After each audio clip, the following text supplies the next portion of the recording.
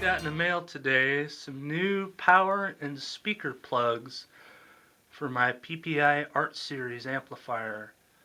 Now these plugs will work with many different amplifiers from what the seller claims, but I'm just going to focus today just on the Art Series. I have an A600 and that's why I bought these, because the amp didn't come with any of them.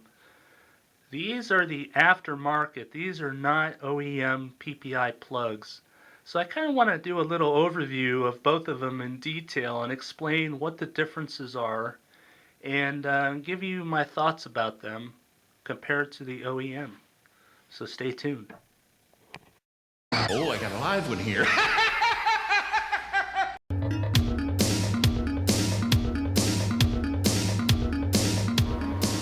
Alright, I'm back. Well, before I get into this, I just want to say real fast that I am in no way affiliated with the people who make these aftermarket plugs.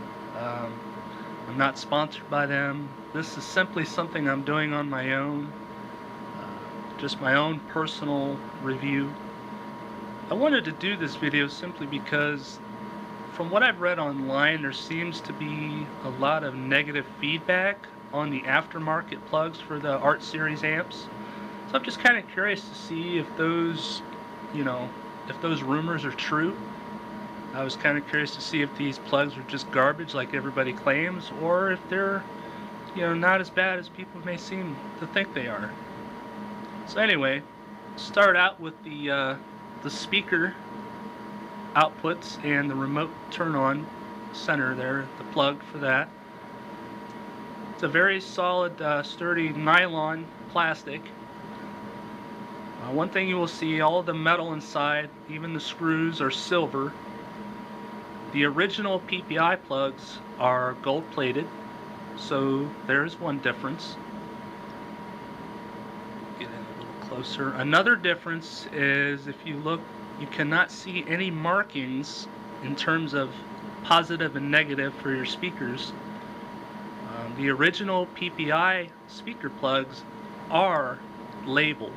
This one is not, so there's another difference.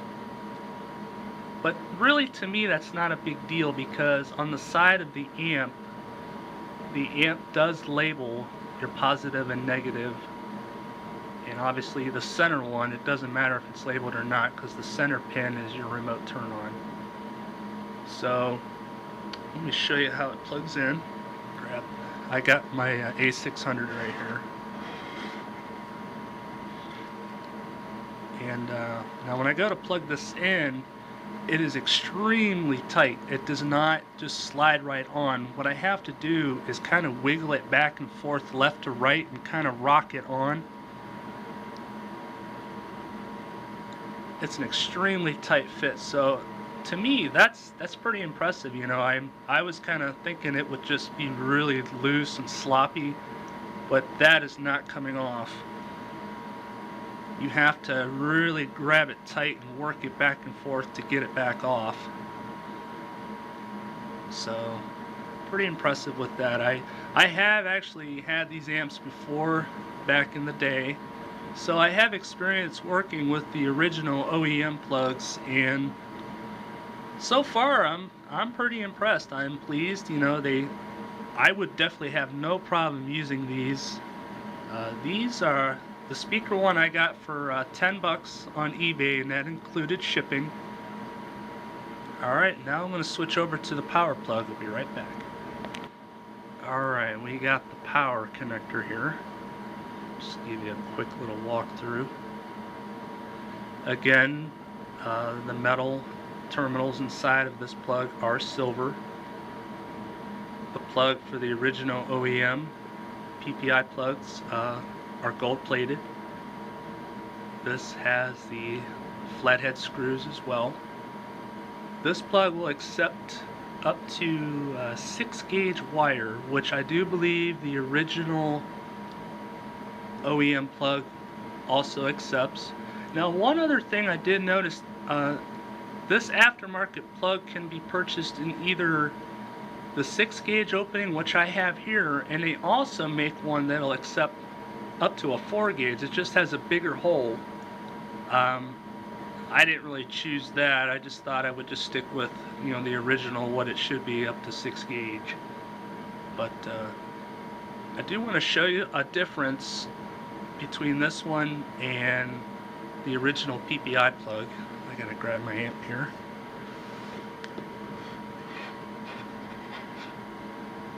Alright, you could see there where this plug is going to plug in on the amp. The amp has a notch, has a little step notch in it. Now what that is, obviously, is on the original plug it had the plastic notch in there, so you could not, so you couldn't plug it in backwards. If you flipped it up, with the original plug, it just simply wouldn't allow you to plug it in. Just a little safety precaution. Now on this aftermarket plug, it has no notch. So what that means is it can be put on either this way, or you can flip it around and put it on that way as well. So that you definitely need to be very careful. The plug is supposed to go with the screws facing down and plugged in that way, and your positive is going to be on your left and your negative is going to be on your right. It is labeled. Now if your labeling is, usually the silk screening fades off, but rule of thumb, at least for the art series, the side with the notch is going to be your positive. Now I don't have any 6 gauge wiring, but I did use 10 and it grips very, very tight. I had a really hard time. I tried to pull it out and it would not. I didn't want to ruin it, of course, but so again, I'm pretty impressed with this plug. Again, this was only what, $10, and that included shipping.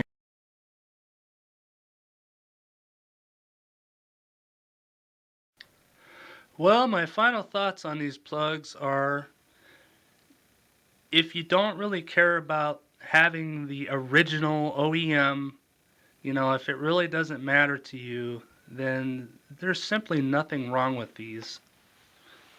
These do the same job as the originals. They seem very durable. Like I say, they grip extremely tight.